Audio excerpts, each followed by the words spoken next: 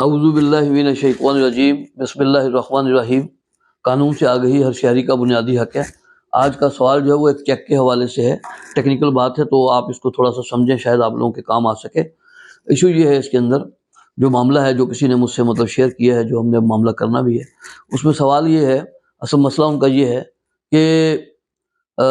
یہ آپ کو چیک کے حوالے سے میں ایک جنرل انداز میں آپ کو سمجھا دیتا ہوں معاملہ،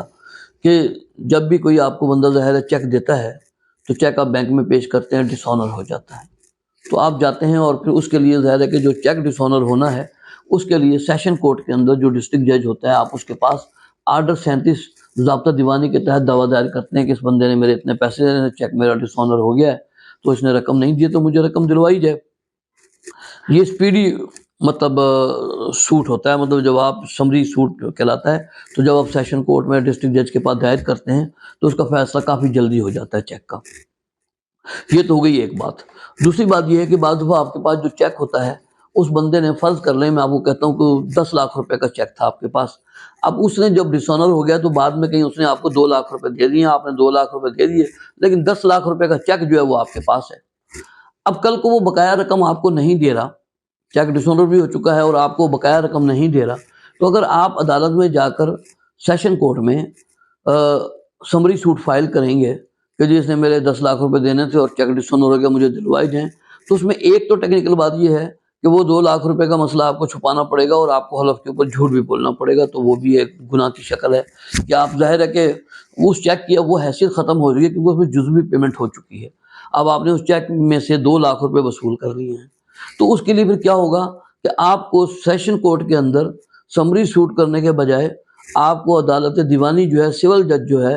اس کے پاس آپ کو اپنا ریکوری کا دعویٰ کرنا پڑے گا، جس میں یہی آپ کا موقف ہوگا کہ 10 لاکھ روپے کا چیک تھا، 2 لاکھ روپے اس نے دے دیے تھے مجھے اور بقایا رقم نہیں دی ہے اس نے، تو لہٰذا میرے 8 لاکھ روپے بھی دلوائے جائیں۔ تو آپ وہ ایک دیوانی دعویٰ جو ہے سول کورٹ میں کریں گے، اس کا پروسیجر ذرا لمبا ہوتا ہے، وہ طوالت بھی اختیار کرتا ہے، تو وہ اس میں ٹائم بھی لگتا ہے مقدمے کا فیصلہ ہونے میں۔ ایک تو ہو گئی یہ والی بات۔ تیسری بات یہ ہے اس کے اندر کہ میں آپ کو ایک مشورہ دوں گا کہ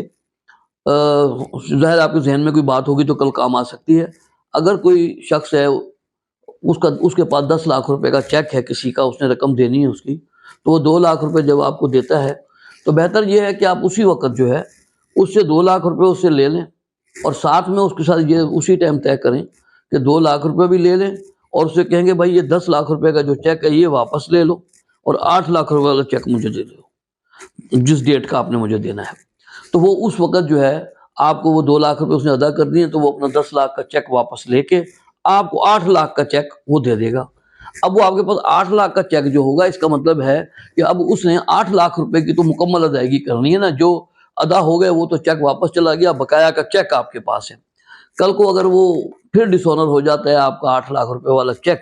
تو آپ جو ہے آپ کے پاس چونکہ وہ پیمنٹ جو ہے وہ پورے کا پورا چیک ہے، 8 لاکھ روپے لینے ہیں، تو پھر آپ ڈسٹرکٹ جج کے پاس جو ہے سیشن کورٹ جو ہوتی ہے، آپ اس کے اندر آرڈر 37 ضابطہ دیوانی کے تحت سمری سوٹ فائل کر سکتے ہیں۔ اپنا جب آپ دعویٰ دائر کریں گے تو وہ جلدی فیصلہ بھی ہو جائے گا اور آپ کے رقم بھی آپ کو مل جائے گی۔ تو اسی لیے جب بھی کبھی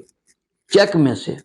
آپ کسی سے رقم کی کچھ رقم لے لیں تو اپنا وہ والا چیک دے کر اسے دوسرا چیک لے لیں جو فل پیمنٹ کا ہو، جو ساری رقم لینی ہو، تاکہ آپ کو کسی بھی موقع اوپر کسی بھی جگہ جھوٹا حلف نہ دینا پڑے، ورنہ بے شمار لوگ ہیں وہ چیک ان کے پاس ہوتا ہے، کچھ رقم اس نے دے دی ہوتی ہے، بقایا رقم دینی ہوتی ہے، لیکن وہ پھر مجبوراً عدالتوں کے اندر جو ہے نا وہ پوری چیک کی جو رقم ہوتی ہے وہی کلیم کرتے ہیں، اسی پہ حلف اٹھاتے ہیں، تو اس قسم کی بہت سارے وہ مطلب چیزوں کا ارتکاب کر لیتے ہیں، غلط مطلب غیر قانونی بھی ہے یہ اور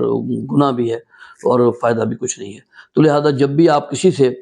اپنے چیک کی مد میں سے کوئی رقم وصول کریں تو وہ چیک واپس کر کے بقایا رقم کا چیک لے لیں، تاکہ مکمل صورت میں باقی بھی ہو اور کل کو آپ اس کے خلاف پرچہ بھی کٹوا سکیں، فوجداری کارروائی بھی ہو سکے۔ تو یہ ایک چھوٹی سی بات تھی جو کہ میں نے کہا میں آپ کو بیان کر دوں، جو شاید آپ کے ٹائم کسی وقت آپ کے کام آ سکے۔ السلام علیکم۔